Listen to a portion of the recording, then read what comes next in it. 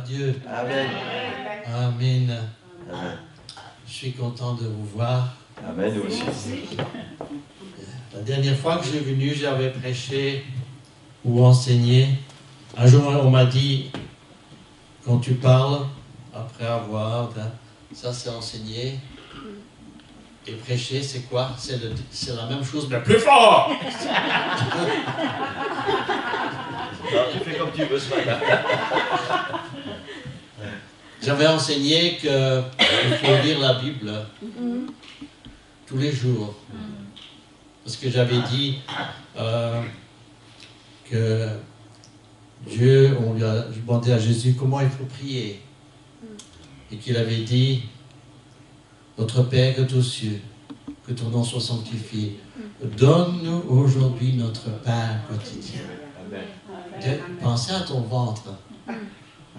Mais pensez aussi que notre esprit a besoin. Alors je vous dis vraiment, apprenez à lire la Bible. Peut-être vous n'avez pas besoin quand vous la lisez, mais vous cultivez votre mémoire. Et des choses arrivent et Dieu lui dit, ah, tu sais. Exactement. Ah. Oui, c'est ça. Pendant que le pasteur Noroy parlait, tellement de choses me parlaient. D'abord, je vais vous dire une chose. Le chanteur, là, le chant que vous avez chanté, c'est Andrea Croce. Il a voulu, on l'a mis au piano, parce que le pianiste n'était pas là. Il ne savait pas jouer. Elle s'est mise à jouer. À composer des chants. Il a fait plusieurs chants magnifiques, comme le sang ne perdra jamais son pouvoir. Vous connaissez celui-là? Non. The blood of Jesus never loses power. Un autre chant dit, je ne sais pas pourquoi Jésus m'aime, mais je suis tellement content. Il est décédé en 2015. Je me rappelle quand je l'ai entendu. C'est une page qui se tourne encore. Mais il a gravé des choses. Et puis à un moment donné, le pasteur parlait, on fait ce qu'on peut. Je ne sais plus dans quelles circonstances. On gère la prière. Elle avait pleuré au pied de Jésus. Et Jésus dit, pourquoi vous la critiquez, vous lui faites du mal? Elle a fait ce qu'elle a pu. C'est merveilleux ça. Et pendant que la louange était, j'ai une chose qui me parlait au cœur. Dans les entreprises, partout, on cherche la qualification, on cherche la performance, on cherche même la prestance, tellement de choses. Mais il y a une chose qu'on ne parle plus tellement, la loyauté. Amen.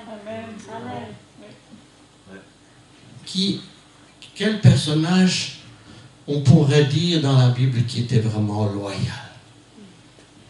Donnez-moi un nom. Ruth. Moi, je ne te quitterai pas. Et l'Église a besoin de gens loyaux. Amen. Oh, le pasteur, il n'est plus comme avant. Mais moi, je ne vais pas laisser tomber. Amen. Je ne vais pas laisser tomber mon Église. Amen. Ça, c'est très beau, ça. La loyauté. Je suis content, frère, aussi que, tu sais, quand David a commencé à être roi, il n'a pas pris les soldats de Saül, hein. Il a pris ses propres hommes. Tous des gens un peu voyous, hein, en dette, qui n'étaient pas contents. Mais les soldats restaient loyaux. Ben, parfois, en fait, ce n'est pas le bon choix, c'est difficile. Mais c'est beau, et Dieu veut cultiver ça dans votre cœur. La loyauté. Amen. Ouais.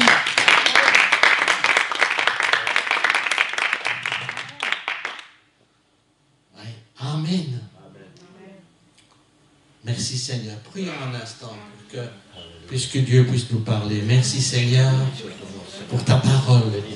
C'est elle qui nous parle, c'est elle qui nous enseigne. Ce n'est pas moi, Seigneur. Comme le pasteur a dit, C'est toi qui nous utilises, Seigneur. Alléluia, Seigneur. On a besoin de toi, Seigneur, pour avancer. Modèle-nous, potier. Tu es le forgeron dans notre cœur, l'architecte de notre vie, Seigneur. Oh, Seigneur. Alléluia, Jésus. Que Dieu soit béni. Alléluia. Alléluia. Amen. Dieu est bon. Amen. Ouais. Amen. Ah, j'ai beaucoup de versets. Je travaille comme ça, moi. Et donc, si vous lisez bien votre Bible, alors ce sera facile. Il y avait un homme qui avait perdu son entreprise, perdu ses serviteurs, tout ce qu'il possédait, ses enfants. Et à la fin, il a même perdu sa santé. Et ils en ont fait des chansons. Dieu a donné, Dieu a repris, que Dieu soit béni. Ça s'appelle Job, cet homme-là. Et ça peut arriver dans votre vie. Et on se rend compte qu'il n'avait pas fait de... On fait des bêtises, nous. On prend de mauvaises décisions. Mais lui, ce n'était pas son cas. En fait, l'ennemi de l'homme a voulu qu'il soit éprouvé. Dans le Nouveau Testament, on en parle aussi, hein, n'est-ce pas, de cette... Jésus, le soir du repas de Pâques, a dit à Simon, Simon, le diable a demandé de te cribler comme le blé, de te secouer. Mais il dit, ajoute quelque chose. J'ai prié pour toi, Amen. Amen. pour que ta foi ne défaille point. Il a chuté, hein. Mais c'est justement là qui est important. C'est que la foi n'était pas morte. Et je pense qu'il avait besoin de cette épreuve pour pouvoir diriger les autres. Il fallait qu'il soit humilié pour qu'il puisse comprendre que les autres peuvent aussi tomber. Alors Job dit ceci, dans Job 23, verset 3. Ce pauvre Annelise, quand je lui ai donné ma feuille, t'as quelques versets à vous? Si seulement je savais où le trouver, si je pouvais arriver jusqu'à son trône, ou jusqu'à sa résidence. Est-ce que parfois vous n'avez pas envie de dire, mais je voudrais bien que tu m'expliques certaines choses, parce que ma vie ne comprend rien du tout. Pourquoi tu fais ci, pourquoi tu fais ça? Est-ce que vous ne posez pas des questions des fois? Parce que parfois, quand vous allez pour des papiers à la commune, on vous envoie, il y a des intermédiaires, il y a des choses dans la vie. Je voudrais bien parler à la personne responsable ici. Et c'est ce que Job disait, je voudrais bien parler, c'est quoi tout ce qui m'arrive là? Pourtant, j'ai fait ce qui est bien. Trouver l'endroit où il se trouve. Abraham, après un très long chemin de croissance dans la foi, Dieu lui dit, au verset 12, 1, « Va-t'en de ton pays, de ta patrie et de la maison de ton père, dans le pays que je te montrerai. » Déjà, il a cru ça, ce que Dieu lui a dit. Et il a fait un long chemin. Il a eu toutes sortes d'épreuves. Mais à la fin, Dieu l'a béni. Il dit, maintenant, je suis bien. C'est pareil que pasteur Leroy lui a demandé, il dit, alors, tout va bien pour moi. Et je vois déjà tout se mettre en place. Et il y a quand même quelques bouleversements, n'est-ce pas? Dieu lui dit, Abraham, offre ton fils en sacrifice. Et il ajoute celui que tu aimes. Souvent, Dieu va nous demander ce qu'on aime. Il y avait un frère qui nous dit souvent chez nous, j'aime beaucoup ma femme. Bien, un jour, Dieu m'a parlé, m'a dit, oui, tu aimes bien ta femme, mais tu l'aimes plus que moi.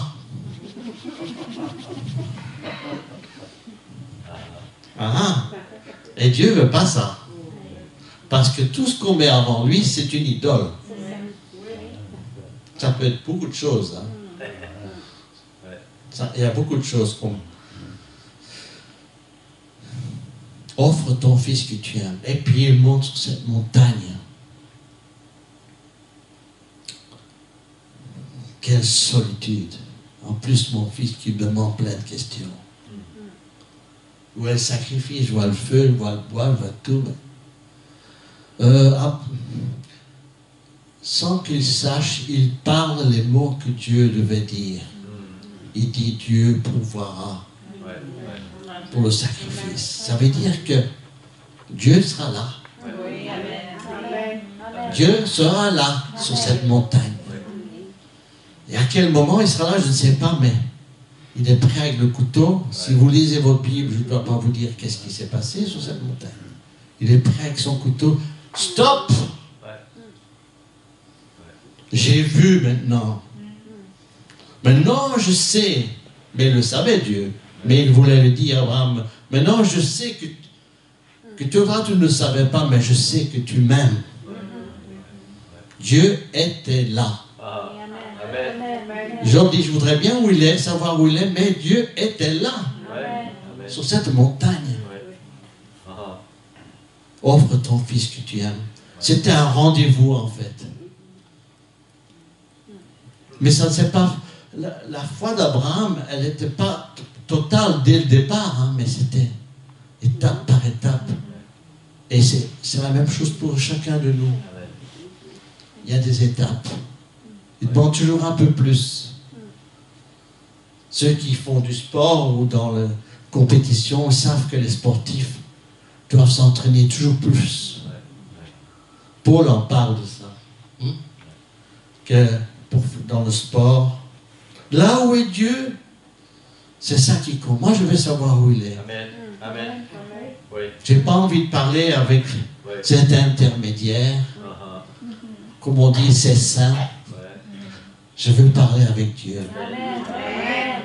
Je veux savoir où il est. Moïse, à l'âge de 80 ans, il s'occupait des troupeaux de son beau-père. Et il voit un buisson qui brûle. C'était pas quelque chose de rare, ça arrivait, mais ça brûle, et puis à un moment donné, comme une allumette. Et puis il s'éteint. Il dit, mais ça brûle, mais ça n'arrête pas. Normalement, ça aurait déjà dû être fini. Il va voir. Et puis il entend une voix, Moïse, Moïse. Oui, enlève tes chaussures, car là où tu es c'est une terre sainte. Là où Dieu est, c'est une terre sainte. Hein?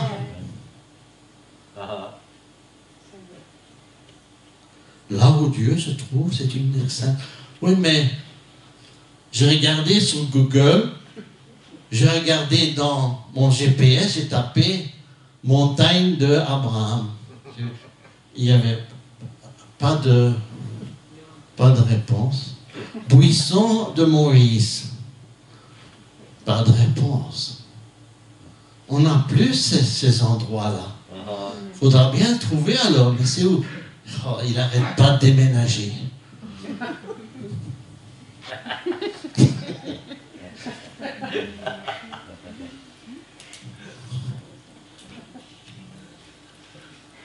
Dans une conversation avec une femme, la femme dit, oui, parce qu'elle s'était rendue compte que Jésus, qui lui demandait à boire, avait quelque chose.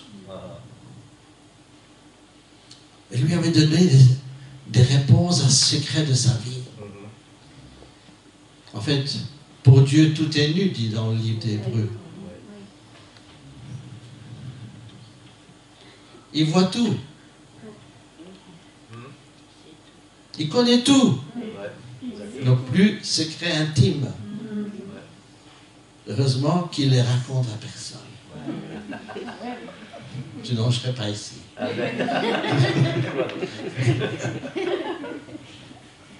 Vous vous dites, nos ancêtres ont adoré sur cette montagne, mais vous vous dites que c'est à Jérusalem. Je dis non, non, ce n'est pas sur la montagne, ni à Jérusalem. Et l'heure vient, et en fait, elle est déjà venue. qu'on adore Dieu en esprit. Amen. Amen. Ce n'est pas un endroit géographique. Aucun GPS ne pourra vous dire tournez à gauche, tournez à droite, vous êtes arrivé. Non. Dieu est là en esprit et en vérité. Amen. Amen. Amen. Amen. Oui. Mais où alors? Je te suis toujours avec le verset. Hein? Matthieu 18, 20. Mais où alors est Jésus? Déjà ici, une petite information. Là où 2 ou 3 sont assemblés en mon nom, je suis au milieu d'eux. Pasteur Roy n'a pas à s'inquiéter. Si sœur Nicole est là, ils sont assez.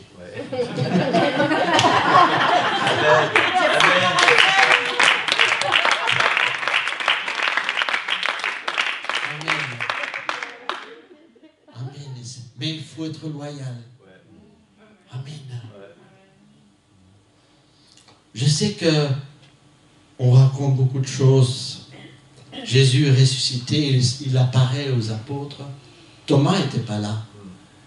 Et on dit, Thomas, tu sais pas quoi? On a vu le Seigneur. Pas possible. Et d'ici, je ne le vois pas moi-même.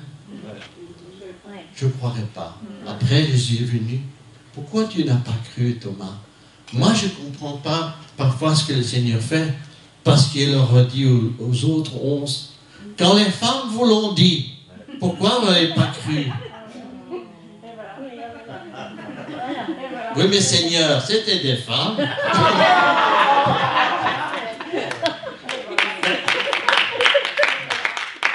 C'est vrai que par 2 fois, hein, ils sont venus dire aux apôtres, nous avons vu le Seigneur. Des femmes. Et ils n'ont pas cru. Après, ils se sont moqués de Thomas. Nous, on l'a vu, tu ne crois pas. Mais c'était pas meilleur, les 11 là. Parce qu'en plus, quelques moments après, Pierre a dit, bon, qu'est-ce qu'on fait? Moi, je vais retourner à la pêche. Malgré qu'ils ont vu le Seigneur vivant, il dit, on va aller à la pêche. Et bientôt, ça va sûrement arriver ici. Ils n'ont rien attrapé. Et Jésus dit, il y a de la plage, vous avez attrapé quelque chose là-bas? Non, j'étais le filet de l'autre côté. Et il ne savait plus. Tellement il y avait du poisson. Jean dit à Pierre, c'est le Seigneur. La Bible dit que Pierre s'est rhabillé parce qu'il était nu. Je ne sais pas ce que ça veut dire. Hein, parce que c'était en slip ou... Je ne sais pas. Ou était vraiment nu. Je ne sais pas. Mais Jésus était là. Et c'était justement le jour du barbecue.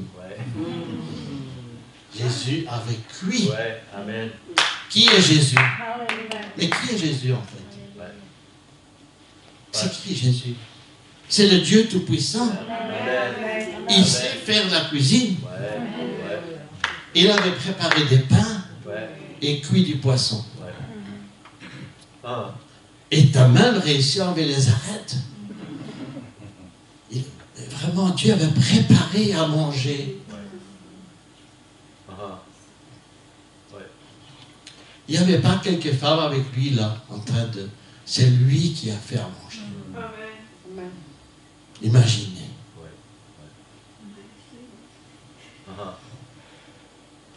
Dieu était sur la plage.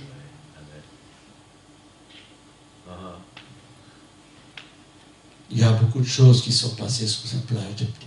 On pourrait parler rien que de ce qu'il y a eu la conversation avec Pierre.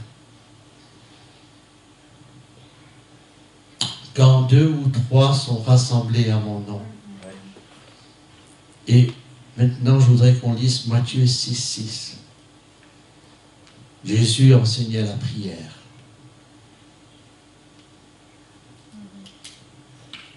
Beaucoup de gens priaient, c'était du show. Ils priaient pour qu'on voit qu'ils prient. Et là, Jésus dit, non, je ne veux pas que toi, tu sois comme ça. Il parlait au cœur des gens. Mais toi, quand tu pries, entre dans ta chambre. Ferme la porte. Et prie ton Père. Et qu'est-ce qu'il dit juste après? Qui est là? Ouais. Dieu est dans ta chambre. Ouais. Amen. Amen. Et quand Dieu est quelque part, c'est une terre sainte. Dieu, ta chambre est une terre sainte. Ça dépend de son attitude. Amen. Et ton Père qui voit dans le secret te le rendra. Dieu est là dans ta chambre. Amen. Dieu est là dans ta vie privée, dans ton cœur.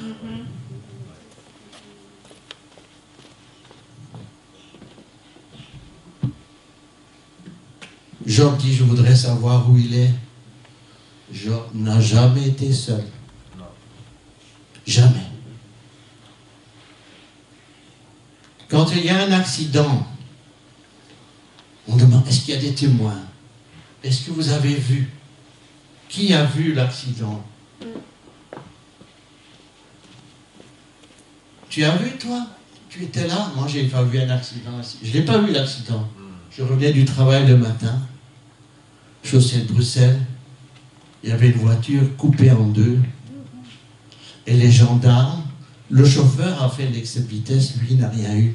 Mais les deux passagers, j'ai vu les gendarmes mettre un linge sur une boule. C'était quoi la boule? La tête de ses amis. Je n'ai pas vu l'accident, mais ceux qui l'ont vu, celui qui a vu, qui est témoin, il était là, dans le secret. J'étais là.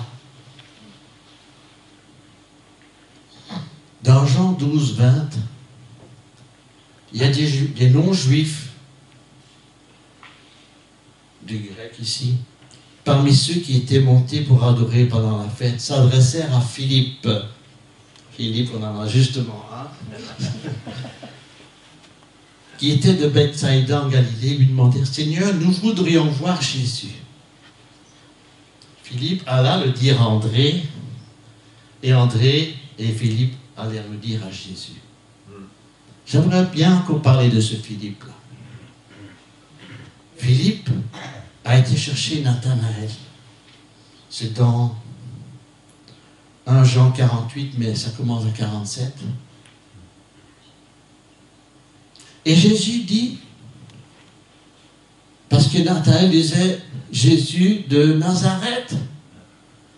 C'est comme si on dirait, quoi? Thomas de Molenbeek?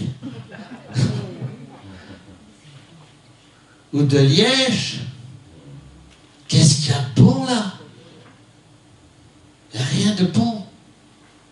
Et Jésus dit, voilà vraiment un homme bien, un vrai juif. Et Nathanaël dit, tu me connais d'où? D'où tu me connais? Je dis, avant que Philippe t'appelle, je t'ai vu sous le figuier. Il était témoin. Et pour être témoin, il faut être là. Comme dans l'accident, il faut être présent. Sinon, tu ne peux pas être témoin. Vous avez vu quelque chose, monsieur? Alors, circulez. Mais Jésus, il était là. Avant qu'on vienne me chercher. Il n'y a pas de secret pour Dieu. Il voit. Il connaît. C'est nous qui n'en sommes pas conscients. Je t'ai vu, Philippe. Non, je t'ai vu, Nathanaël. Tu étais sous le figuier. Certainement qu'il était en prière. Il était comme on a vu juste avant, entre dans ta chambre. Ou trouve un endroit secret. Peut-être le placard à balai. Il y a des personnes qui n'ont aucun endroit pour être seules. Il y a toujours quelqu'un quelque part. Et s'ils vont quelque part, on vient, hey, on a besoin de toi. Dans la cuisine. Tu as mis tes armoires trop haut.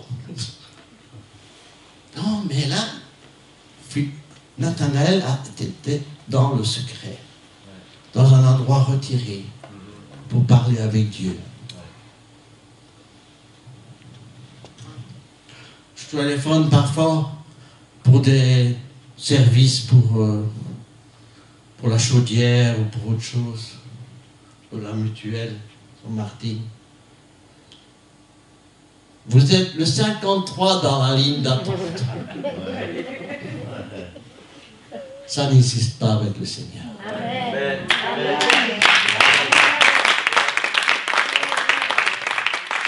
Mais il a aussi enseigné qu'il faut persévérer. Comme la femme qui demandait au juge de s'occuper de son affaire, Jésus dit, persévérez. Ce n'est pas pour vous faire attendre, mais c'est pour vous apprendre la patience. Parce qu'on est dans un monde où tout doit aller vite. Et l'autre endroit, il a raconté aussi, avec l'homme qui va chez son ami en pleine nuit, lui demander un peu de nourriture.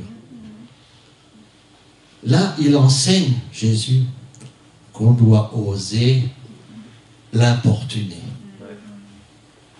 Combien de fois on dit quelque chose et après une réponse négative avec quelqu'un, il n'a pas voulu. Il faut insister. Jusqu'à ce que le juge a dit, comment ça me... Hein?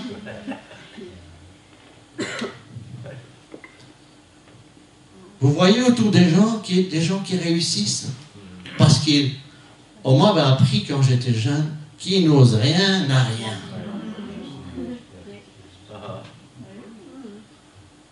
Si Jésus était là et dit ça, ça vient de moi. Oui, parce que l'ami qui vient en pleine nuit, il ouvre la porte, il lui donne ce qu'il a besoin, pas parce que c'est son ami, mais parce qu'il a osé le déranger. Nous, on n'oserait même pas. Je vais venir à minuit chez sœur Evelyne et je vais dire, Seigneur, Evelyne, tu n'as pas une boîte d'haricots? Parce qu'on fait un chili, il manque un peu. Eh bien, tout le monde dort, t'as réveillé les enfants, ils vont à l'école demain. Jésus nous enseigne à ne pas avoir peur de le déranger. Amen. Amen. Amen. Et ça, j'espère que vous l'apprendrez, cette leçon-là. Apprenez cette leçon. N'ayez pas peur de le déranger. Non, vous connaissez, vous avez dit, je vais d'abord prendre une douche et voir qu'est-ce que je vais mettre.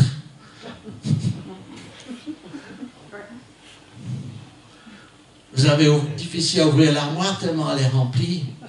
J'ai rien à me mettre. Rien de nouveau peut-être. Dieu veut parce qu'il est là. Mais il regarde ton attitude. Je dis merci à ma cousine Myriam qui m'a fait un vase en terre cuite. L'extérieur est vraiment, on dirait du ciment. C'est brun, mais c'est vraiment, comment dire, brut. Mais elle a fait l'intérieur, c'est verni. C'est laqué, c'est magnifique. Ça a plusieurs couleurs. Dieu est en train de faire ça avec vous. Amen. Il ne cherche pas à voir que vous ayez un bel aspect, mais il travaille à l'intérieur. Je veux qu'il soit loyal, fidèle. Amen. Et alors, elle avait fait un petit bec pour verser, donc elle avait un petit creux. Et l'autre côté, ça s'est cassé. C'est un accident. Moi aussi, j'ai eu un accident. Ma mère m'a laissé tomber quand j'étais petit. Mon nez n'est pas tout à fait droit. Et il y a plusieurs choses comme ça qui ne sont pas parfaites. Ça fait partie de moi. Vous avez aussi des choses en vous, dans votre personnalité, même peut-être physiquement. ne sont pas parfaites. Oh, je sais que les jeunes filles veulent toutes être jolies. J'avais lu un jour une histoire sur les camps des nazis. Et une dame disait, non, parce qu'elle a survécu, malheur aux filles qui étaient belles. C'était toutes des victimes, plus que les autres. Et une sœur chez nous, elle avait fait une prédication qui m'a marqué. Dieu aime la fille moche.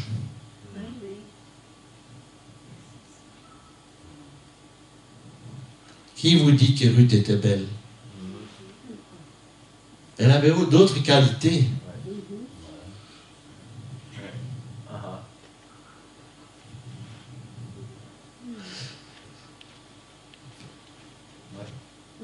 Quand je vais dans des magasins bon marché, discount moins cher, je trouve les mêmes appareils électroniques ou bricolage que les outillages professionnels. Ça porte un autre nom. C'est de l'imitation. Ils imitent les couleurs dans les outils, toi, tu connais. Hein? Ils imitent les couleurs des outils, mais à l'intérieur, pas grand-chose. Dieu ne veut pas que tu sois une imitation. Il veut quelque chose d'original. Quelque chose qui a fait ses preuves. Laissez-le terminer le travail qu'il a fait. Ah oui, mais vous voyez les autres qui sont déjà loin. Ça n'a pas d'importance. Quand Dieu commence.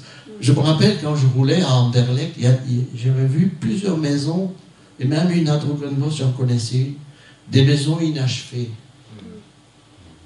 On voit une belle maison qui est construite, puis on n'a pas mis les châssis, le toit n'est pas mis.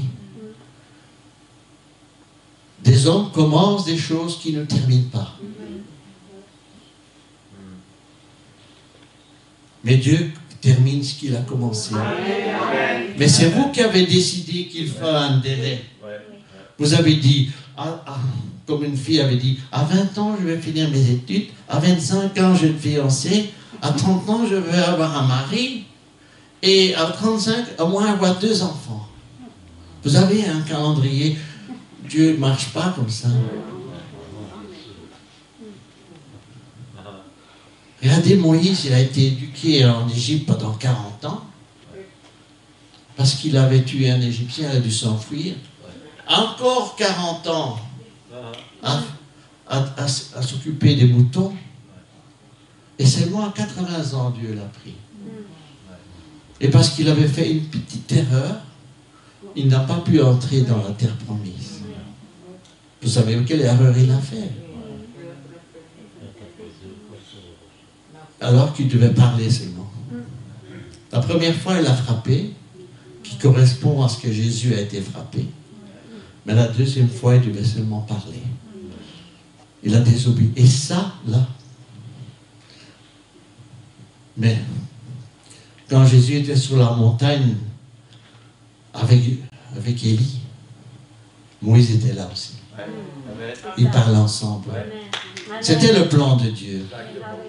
Parce que la Bible dit, la loi est venue par Moïse. Mais la grâce est venue par Jésus. La loi ne peut pas faire entrer dans le royaume de Dieu. Alléluia. Amen. Job dit, je veux savoir où il est. Je vous ai montré que Jésus est un esprit en vérité. Il est là où 2 ou 3 sont rassemblés. Il est sur la montagne. Il est dans le buisson. Il est pas loin de toi. C'est ce que Paul dit, c'est mon dernier verset. Paul dit qu'il n'y a pas de salut en aucun autre, mais il dit ceci dans Actes 17, 27 et 28. Dieu voulait qu'ils le cherchassent, le Seigneur, c'est ça.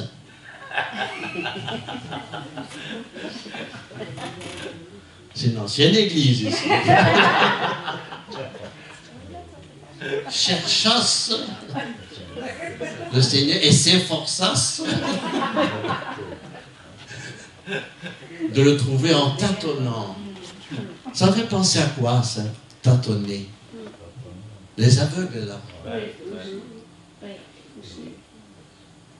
Ça arrive parfois quand dans la nuit on va à la toilette, on cherche le bouton pour allumer, on tâtonne le mur.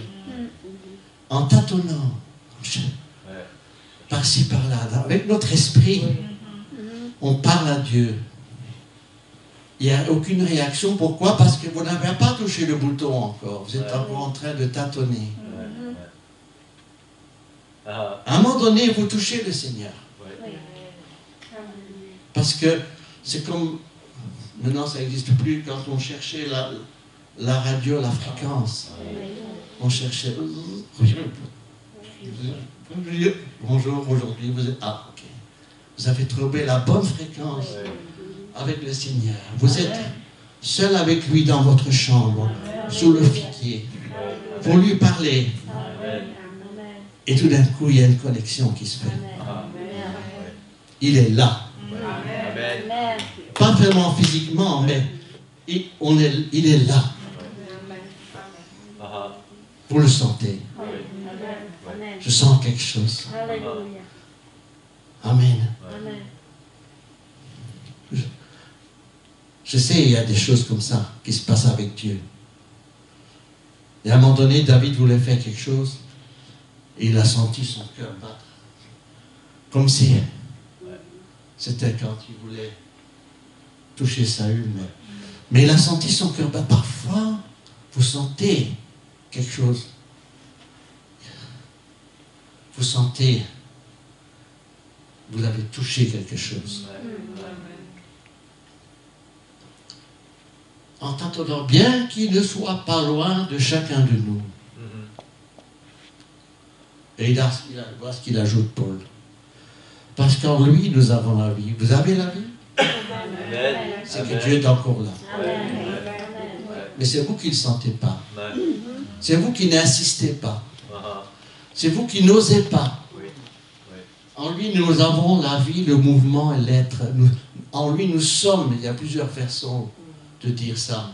Le reste, en lui, nous avons la vie.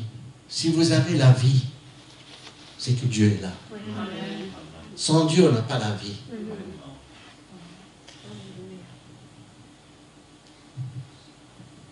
Si tu es vivant, c'est parce que Dieu est là. Amen. Amen. Alléluia. Job disait, si je savais le trouver. Il y a vraiment des moments où les choses vont tout de travers. Où rien ne... Et même où vous prenez de mauvaises décisions. Et même vos amis, ne fais pas ça, tu vas le regretter. Je connais quelqu'un qui me disait, si on me dit de ne pas le faire, c'est là que je le fais. J'aime pas qu'on me freine. Peut-être que certains, ça leur parle. Parfois, ma conscience me le dit. Ne fais pas ça. Un jour, un de mes enfants faisait des choses et il ratait l'école et il me dit, oui, mais mes copains m'entraînent. Parfois, on est entraîné. Et pourtant, une voix nous dit, ne fais pas ça. Mais c'est quoi cette voix? C'est quoi cette voix? C'est Dieu qui nous parle. C'est Dieu qui nous parle. Parce qu'il est là. Combien de fois j'ai entendu des personnes, pasteur Ecofort, il devait aller au travail, prendre le métro, pour une raison ou une autre, il n'a pas été ou il était en retard, je ne sais pas. ce métro qui devait le faire passer à Baalbek, où il y a un attentat. Et beaucoup de gens sont morts dans ce métro. Et lui, pour une raison ou une autre, il n'avait pas été dans ce tram-là, dans ce métro-là, parce qu'il était levé trop tard ou quoi. Je pense que Dieu lui dit, dors encore un peu. Et lui dit, Seigneur, je vais être en retard. Oui, mais ça va te faire du bien. Ah, j'aime bien ce que tu dis, frère Philippe. Il y a un chant qui dit, compte les bienfaits de Dieu. Vous connaissez ce chant? C'est un vieux chant. Non, je ne pense pas que vous le connaissez. Certains le connaissent. Compte les bienfaits. Compte les bienfaits de Dieu. C'est-à-dire, regarde ta vie passée. Regarde les circonstances, les soi-disant hasards, les coups de chance. Combien de choses vous sont arrivées que Dieu vous a gardées. Et je vous ai dit qu'il faut être loyal. Et parfois, vous ne le serez pas. Mais Dieu vous dira, reviens à la maison.